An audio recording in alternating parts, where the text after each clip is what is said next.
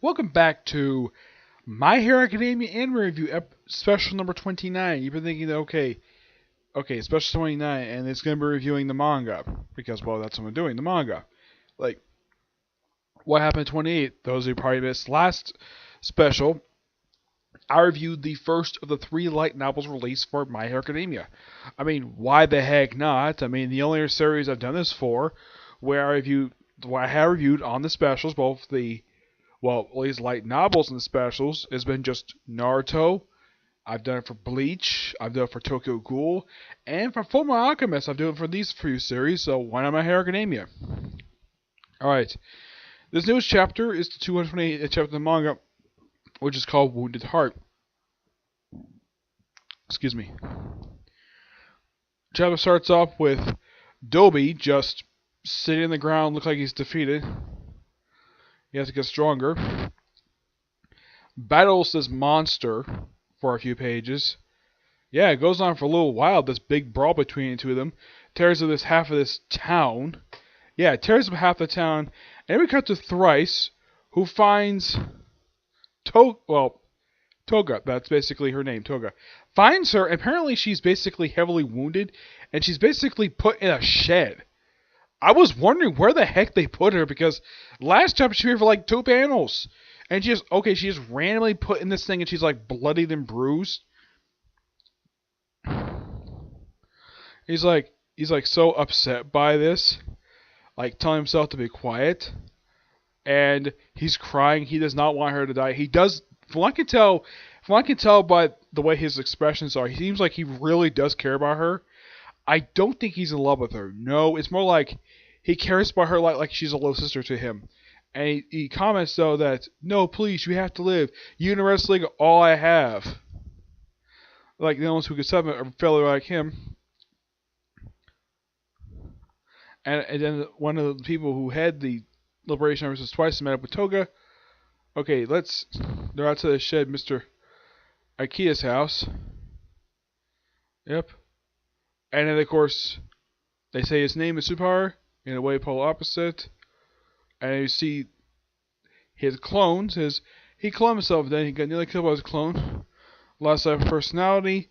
And apparently, his clones apparently were all previously dead.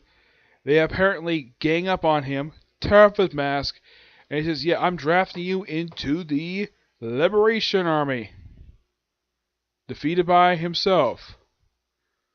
Okay.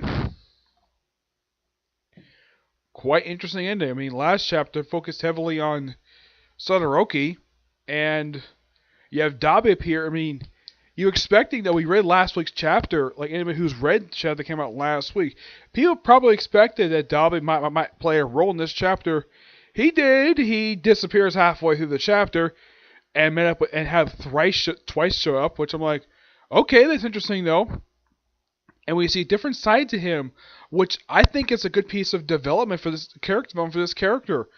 He's becoming much more interesting than he was previously, because all he was previously was just the series version of Deadpool. Because Deadpool is popular, so why not have a version of Deadpool in the story? Why the heck not? And him coming across Toga, that's quite interesting. Yeah, I'm surprised he actually found her. And apparently kept a shit at this guy's house. Okay. I don't know why. And in case you're wondering, this arc is officially going on for 9 chapters. Yes, 9. Knowing how arcs work in this particular series, this arc probably won't last much longer, because arcs, like with the exception of the internship arc, and I think the last arc, generally arcs in the first arc of the series, except for about 4 of them, arcs for this series only last about 14 to probably about close to 20 chapters. So it probably won't be much longer for this arc to last for, because I'm still curious to what's going to go on with the superheroes, because I like some more development on that, but I'm glad that we get progression this particular portion of this arc. It's progressing at a bit of a slow pace, because the fight with the Liberation Army now is going on for about 3 chapters, and it's progressing very slowly. Yeah, it seems that the rate of the series, Koei, is just trying to glow it as slow pace or so.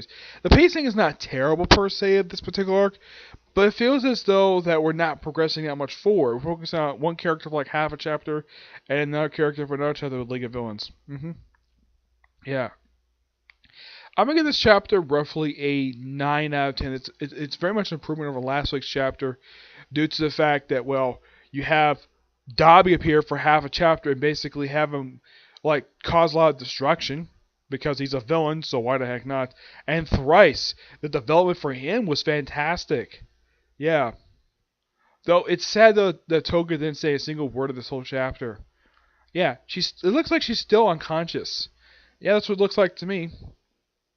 And at least she appeared in this chapter. At least she's appeared more in the last chapter, where she appeared in that chapter for 2 panels, and that was it. I'm like, seriously, like a few panels? That's it? Yeah, one of the best villains of the whole series, and you have her appear like 2 or 3 panels. This one she appeared like half of a freaking chapter, though she didn't say anything. She spent the whole chapter in Twice's arms, which at least has to make a physical appearance, which got praised for that. Praise the writer for that. Okay. So yeah, that's it for this particular review. I have no other videos planned for today, but tomorrow I have 3 videos planned. One Piece, Boruto, and Dragon Ball Super. Okay? But see you next view. Bye.